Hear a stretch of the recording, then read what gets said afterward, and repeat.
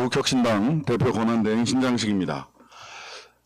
제가 대표 권한대행이 되고 두 차례나 입장을 밝힌 의제가 있습니다. 지난 10일과 20일 기자회견에서 검찰개혁 완성을 촉구했습니다. 오늘 다시 한번 촉구합니다. 검찰개혁 재헌절 이전에 정말로 끝냅시다.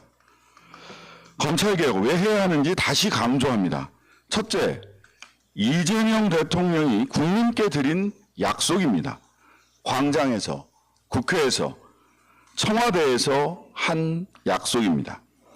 민주진보 진영에 응원봉을 들었던 시민께, 우리 국민께 한 약속입니다. 둘째, 국민적 공감대는 확고합니다. 기소와 수사를 분리하라는 것입니다. 해방 이후 기소권과 수사권을 같이 휘두르며 없는 죄도 만들고 있는 죄도 없앤 게 검찰입니다. 이재명 대통령을 겨냥한 조작 기소도 그래서 가능했습니다. 그 최정점은 윤석열 검사 일당이 만든 검찰 독재 정권입니다. 셋째, 검찰개혁은 여당 당권 경쟁과 아무런 관계가 없습니다. 시한 내 제대로 법령을 고쳐 새 출발시키면 될 일입니다. 왜 이를 민주당 대표 선출 이후로 미룹니까? 홍길동 후보가 당선되면 검찰개혁하고 전우치 후보가 당선되면 검찰개혁 안 할 겁니까? 국민이 용납하겠습니까? 이재명 대통령께서는 분명 검찰개혁은 국회에 넘기겠다라고 했습니다. 국회에서 하면 됩니다. 그러니 조정식 국회의장께도 요청합니다. 전임 우원식 국회의장은 내란을 막기 위해 국회 담장을 넘었습니다.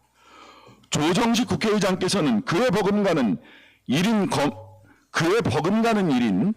검찰개혁을 하기 위해 기득권과 타성의 벽을 성큼 넘어주시길 요구합니다. 의장께서 국회법에 따라 6월 30일까지 국회 운영 일정을 정해 주십시오. 교섭단체 대표와 협의하되 안 되면 직권으로 정하십시오. 국회법에 그렇게 되어 있습니다.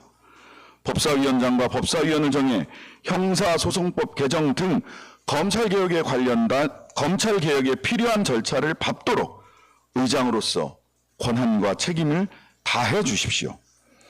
두 교섭단체 더불어민주당과 국민의힘에 촉구합니다. 7월 17일 재헌절 이전에 검찰개혁 끝냅시다. 지금부터 서둘러도 시한이 빠듯합니다.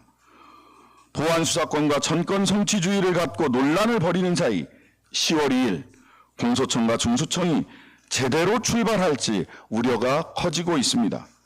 청사를 어떻게 할지도 확정이 안 됐습니다.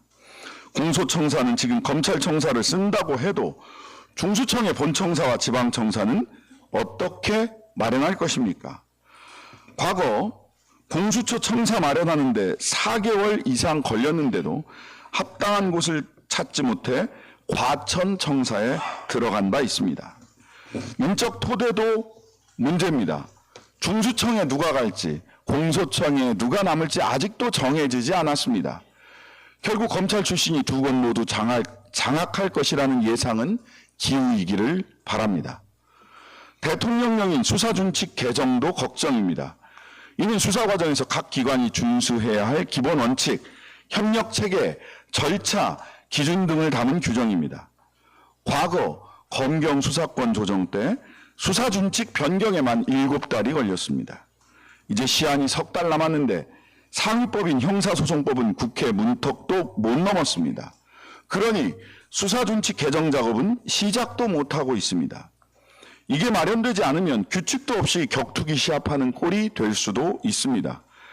이에 개문발차는커녕 10월 출범은 물 건너간 것 아니냐라는 말이 법조인들 사이에서 나옵니다. 검찰 권력을 유지하고자 하는 자들이 반길 시나리오입니다.